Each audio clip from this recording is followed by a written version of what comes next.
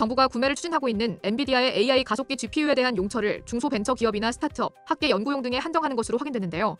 과학기술정보통신부는 앞으로 2년간 구매할 엔비디아 GPU 2만 장 이상 들어갈 국가 AI 컴퓨팅 센터 이용 대상에서 삼성이나 SK, 네이버와 같은 대기업은 제외한다는 방침을 확정한 것으로 알려졌습니다.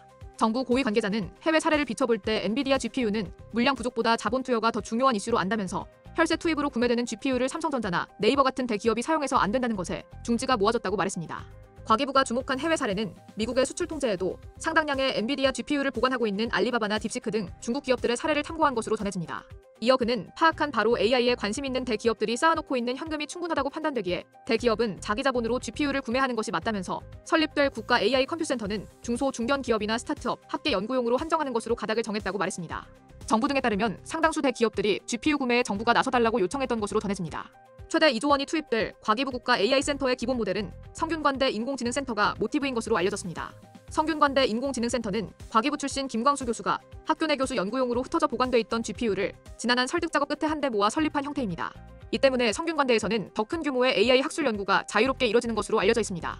윤용필 한국외대 초빙 교수는 성대의 십시 일반 사례처럼 폐쇄적인 학계조차 자신의 GPU를 내놓는 형태처럼 우리나라도 AI 분야에 힘을 모을 필요가 있다면서 다만 대기업의 경우 자신의 사업 성과를 위해 투자하는 만큼 본인들의 여유자금으로 AI 사업에 나서게 하는 것이 맞다고 평가했습니다.